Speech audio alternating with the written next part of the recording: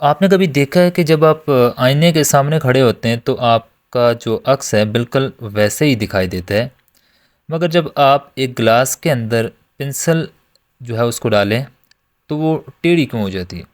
ये कोई जादू नहीं बल्कि फ़िज़िक्स का एक ज़बरदस्त कॉन्सेप्ट है जिसको हम कहते हैं जी रिफ्लेक्शन और रिफ्रैक्शन। आज हम इंटरैक्टिव सिमुलेशन के ज़रिए इन दोनों फिनोमेना को समझेंगे। तो चलिए बिना किसी देरी के शुरू करते हैं जी। सबसे पहले हम बात करेंगे जी रिफ्लेक्शन की। लाइट जो है वो एक इलेक्ट्रोमैग्नेटिक वेव है जो कि बिल्कुल सीधी ट्रैवल करती है, स्ट्रेट लाइन के अंदर जो है वो ट्रैवल करती है। मगर जब ये किसी सरफेस से टकराती है या किसी दूसरे मीडियम में एंटर करती है तो इसका बिहेवियर चेंज हो जाता है। ये चेंज हमें दो तरीक़ों से दिखाई देता है। एक जो होता है वो हमारे पास रिफ्लेक्शन कहलाता है और दूसरा जो होता है वो हमारे पास रिफ्रैक्शन होता है। पहले हम रिफ्लेक्शन को समझते हैं, फिर हम रिफ्रैक्शन की तरफ जो है वो जाएंगे जी। सबसे पहले हमारे पास रिफ्लेक्शन ऑफ लाइट क्या होता है। अगर इसकी एक्सप्लेनेशन देखें तो रिफ्लेक्शन तब होती है कि जब लाइट किसी स्मूथ सरफेस से, मसलन बिल्कुल शाइनी एक स्मूथ सरफेस है, उससे टकराकर वापस लौट जाती है। रिफ्लेक्शन का एक गोल्डन रूल ये है कि एंगल ऑफ इंसिडेंट, यानी कि जिस एंगल से आप उसको फॉल करवा रहे हैं, टकराने के बाद जब वो रिफ्लेक्ट बैक होगी उसका वही एंगल सेम रहेगा। मतलब कि आप 30 डिग्री पे जो है वो आप उसको फॉल करवा रहे हैं तो वो 30 डिग्री पे ही वापस जाएगी। तो आइए रिफ्लेक्शन को हम सिमुलेशन की मदद से यहाँ पे ऑब्ज़र्व करते हैं। तो आप यहाँ पे देख सकते हैं क्लियर कि यहाँ पे एक सरफेस है हमारे पास। जब हम इसको लाइट को ऑन करते हैं, बीम ऑफ लाइट को, एक रे आ रही है, तो जैसे ही ये इसकी सरफेस से टकराती है ये रिफ्लेक्ट बैक हो जाती है। ठीक है ना, लाइट आई, यहाँ पे टकराई और टकराने के बाद क्या हो गई, रिफ्लेक्ट बैक हो गई।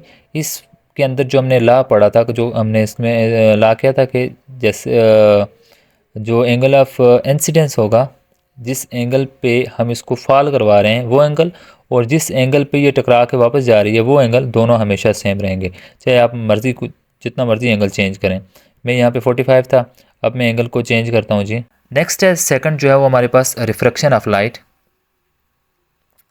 तो रिफ्रैक्शन जो है वो तब होती है कि जब लाइट एक मीडियम से दूसरे मीडियम में एंटर करती है और अपनी डायरेक्शन जो है वो चेंज कर लेती है।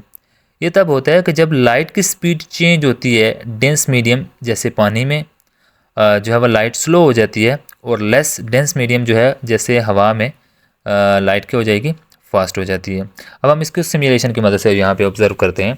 यहाँ पे देखें, ये अपर जो पार्ट वाइट आपको क्लियर नज़र आ रहा है, यहाँ पे देख सकते हैं ये मटेरियल, यहाँ पे एयर है, और लोअर पार्ट जो आपको नज़र आ रहा है मटेरियल, यहाँ पे कौन सा है जी, ग्लास, या मैं आपको समझाने के लिए यहाँ पे वाटर ही कर लेता हूँ। ये वाटर है, अपर मीडियम एयर है। अब हम क्या करते हैं जी, अब अपर मीडियम जो एयर है वो रेयर मीडियम है, उसके अंदर लाइट स्पीड से फास्ट जो है वो ट्रैवल करेगी, और लोअर जो मीडियम है वो वाटर डेंसर मीडियम है, इसलिए उसके अंदर लाइट की स्पीड क्या हो जाती है, स्लो हो जाती है। अब मैं यहाँ पे लाइट को फॉल करवा रहा हूँ। अब अपर पोर्शन को आप इग्नोर करें, ठीक है ना। यहाँ पे हमने लाइट को ऑन कर दिया, इस रिफ्लेक्शन को छोड़ें, नीचे देखें, यहाँ से लाइट आई, रेयर मीडियम से जैसे ही एंटर हुई तो इसने अपना पाथ चेंज कर लिया। अब इसको ऐसे जाना चाहिए था, बिल्कुल स्ट्रेट, स्ट्रेट जाने के बजाय ये क्या हो गई, हल्की सी बेंडनेस इसके अंदर आ गई, ये बेंड हो गई। इसी को हम क्या कहते हैं जी, रिफ्रैक्शन ऑफ लाइट।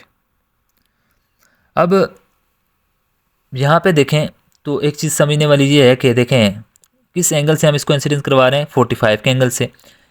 रिफ्रैक्ट होने के बाद जो है इसका एंगल क्या बन रहा है, एंगल ऑफ रिफ्रैक्शन हमारे पास यहाँ पे क्या बन रहा है, 32 डिग्री।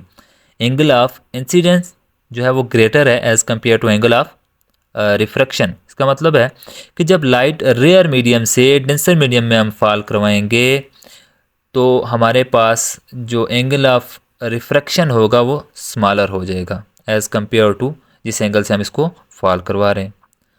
लेकिन इसी का उल्टा अगर हम करके देखें, अगर हमारे पास लाइट आ रही हो जी रेयर मीडियम से, सॉरी डेंसर मीडियम से रेयर मीडियम में आ रही हो, तो फिर जो है वो इसका क्या कंसेप्ट होगा। हाँ, ये कंसेप्ट भी देख लें, अगर दोनों मीडियम सेम है, ये भी वाटर ये भी वाटर, फिर आप लाइट फॉल करवा रहे हैं, इसके अंदर कोई भी जो है किसी भी किस्म की रिफ्रैक्शन आपको नज़र नहीं आएगी, बिल्कुल लाइट स्ट्रेट आ रही है, स्ट्रेट ही जा रही है। लेकिन जैसे ही हम इसके अंदर जो है वो मीडियम को चेंज करते हैं, यहाँ पे मैंने मीडियम कर लिया जी एयर। अब देखें ये वाटर वाला मीडियम ऊपर वाला हो गया, अब जो लोअर मीडियम वो कौन सा है, एयर हो गया। अब जैसे लाइट आई वाटर से बाहर निकली, एयर की तरफ आई, एयर वाले मीडियम के अंदर आई, तो इसका जो लाइट के अंदर जो है वो क्या आ गई, बेंडिंग आ गई। लेकिन यहाँ पे आप ऑब्जर्व करें कि जो 45 के एंगल पे हम इसको इंसिडेंस करवा रहे हैं, फॉल करवा रहे हैं, और जो रिफ्रैक्टिव एंगल है, जो एंगल ऑफ रिफ्रैक्शन है वो कितना हो गया, 70.4 डिग्री।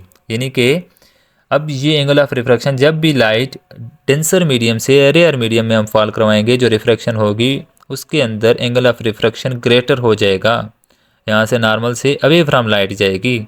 और जब डेंसर से रेयर से डेंसर में आएंगे तो एंगल ऑफ रिफ्रैक्शन जो होगा वो टुवर्ड्स द नॉर्मल आएगा। ये सेंटर में जो लाइन है ये क्या है, नॉर्मल लाइन है, ठीक है। इसी तरह यहाँ पे अगर रिफ्रैक्टिव इंडेक्स की बात करें तो वाटर का जो रिफ्रैक्टिव इंडेक्स होता है 1.333 होता है, डेंसर मीडियम है। और angle of index of refraction जो है एयर का कितना होता है, 1 होता है सिंपली। इसके अलावा अगर मैं ग्लास की बात करूं, यहाँ पे अगर सेकंड मीडियम हम चेंज करके ग्लास कर लेते हैं, ग्लास भी वाटर से भी डेंसर मीडियम है, तो ग्लास का रिफ्रैक्टिव इंडेक्स यहाँ पे होता है 1.500। तो फिर पहले वाला कंसेप्ट बन गया, ऊपर वाला रेयर, वाटर वाला रेयर मीडियम बन गया, नीचे वाला जो है वो कौन सा मीडियम बन गया जी, डेंसर मीडियम बन गया। और अब 45 के एंगल पे हमने फॉल करवाया, हमें जो रिफ्रैक्शन मिली 38 के एंगल पे मिली टूवर्ड्स द नॉर्मल। अब ये एंगल कम हो गया। और आई होप कि ये कंसेप्ट आपको क्लियर हो गया होगा। और मज़ीद अगर आप ऐसी वीडियो देखना चाहते हैं तो हमारे इस चैनल को सब्सक्राइब करें और बेल के आइकन को ज़रूर प्रेस करें ताकि हमारी हर जो नई आने वाली वीडियो वो आप तक टाइमली पहुंच सके। जज़ाकल्लाह।